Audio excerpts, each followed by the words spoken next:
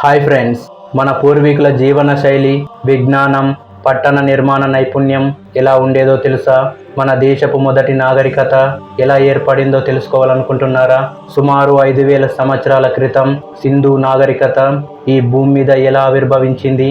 అప్పటి నిర్మాణాలు ఎలా ఉండేవి? ప్రజలు ఎలాంటి పంటలు పండించేవారు? వారి జీవన శైలి ఏ విధంగా ఉండేది?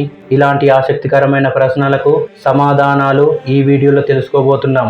కాబట్టి ఎక్కడ స్కిప్ చేయకుండా వీడియోని పూర్తిగా చూడండి. మరి ఇంకెందుకు ఆలస్యం, 5000 సంవత్సరాల వెనక్కి వెళ్ళి సింధు నాగరికత ఎలా ఉండేదో ఆ అందమైన సివిలైజేషన్ గాథ చూద్దాం రండి. ఇక ఏమాత్రం ఆలస్యం చేయకుండా లెట్స్ స్టార్ట్ టుడేస్ ఎపిసోడ్.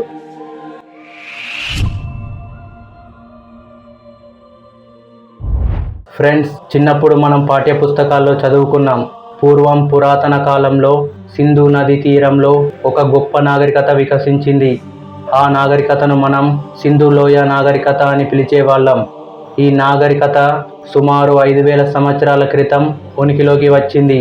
ఇది ప్రపంచంలోని అత్యంత ప్రాచీన నాగరికతలలో ఒక నాగరికత అని చరిత్రకారులు చెబుతున్నారు.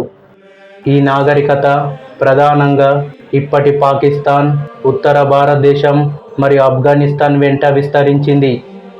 దీంతో పాటు ఇక్కడ హరప్పా, మొహెంజోదారో, లోథవీరా, లోథల్ వంటి అత్యంత పురాతన ప్రాచీన నాగరికత పట్టణ నిర్మాణాలు నిర్మించబడ్డాయి. ప్రతి పట్టణము నిజమైన పట్టణ యోజనలతో, క్రమమైన వీధులతో, శుభ్రమైన పరిసరాలతో, పొడవాటి ఇంటి నిర్మాణాలతో నిండిపోయి ఉండేవి. వీధులు చక్కగా చూడటానికి సూటిగా ఉండేవి. పెద్ద పెద్ద భవనాలు, ఇంటి నిర్మాణానికి సరిపోయే ఖాళీ స్థలాలు వీరికి అనుకూలంగా ఉండేవి. ప్రతి ఇంటికి నీటి నాళీలు, మురుగు కాలువలు సక్రమంగా ఉండేవి. సింధు నాగరికతలోని మొహెంజోదారో పట్టణంలో కనిపించిన అత్యంత పురాతన బాత్రూమ్స్ యొక్క నిర్మాణాన్ని ప్రపంచపు మొట్టమొదటి పబ్లిక్ స్నానాల కోసం సౌకర్యంగా నిర్మించిన టెక్నాలజీ బాత్రూమ్స్ అని చెప్పవచ్చు. ఇక్కడి ప్రజలు వ్యవసాయంలో నిపుణులు. వారు గోధుమ, బార్బీ మరియు పత్తి వంటి పంటలు పండించేవారు. వారు ఆవులు, మేకలు, గొర్రెలు మరియు ఒంటెల వంటి పశువులను పెంచేవారు. వాణిజ్యానికి సంబంధించి వారు అరేబియన్ సముద్రం దాటి మరిన్ని దేశాలతో వ్యాపారం చేసేవారు. వారు వ్యాపారానికి సంబంధించి అనేక చిన్న చిన్న ముద్రలు తయారు చేసేవారు. ఆ ముద్రలపై జంతువుల చిత్రాలు, వింత అక్షరాలు చెక్కేవారు. ఆ అక్షరాలనే మనం ఇప్పుడు సింధు లిపి అని పిలుస్తున్నాం. ఇంతవరకు ఈ లిపిని ఎవరు సంపూర్ణంగా డీకోడ్ చేయలేకపోయారు. పరిశోధకులు వారి పరిశోధనలో మొదలు కనుగొన్నది వీటిని. ఇందులో చాలా రకాల పక్షులు, జంతువులు, చెట్లు, మనుషుల రూపాలు, సూర్యచంద్ర బింబాలు, గుట్టలు, పరికరాలు, శిల్పాలు, నర్తకి బొమ్మలు మరియు వింతైన అక్షరాలు ఈ ముద్రలపైన ఉండేవి. వీటిలో ఒక చిన్న శిల్పం లాంటి నర్తకి బొమ్మ చాలా ప్రసిద్ధి చెందింది. ఆ శిల్పం చేతిలో చాపగా నిలవబడి ఉన్న ఒక నర్తకి వంటి బొమ్మ ఉంటుంది. ఇది ఆనాటి కళ సామర్థ్యాన్ని బాగా చూపిస్తుంది. ఈ సింధు నాగరికత మొదట చాలా అభివృద్ధి చెందింది. కానీ కాలం మారే కొద్దీ వాతావరణంలో మార్పులు రావడంతో కొద్దిగా నాగరికత క్షీణించింది.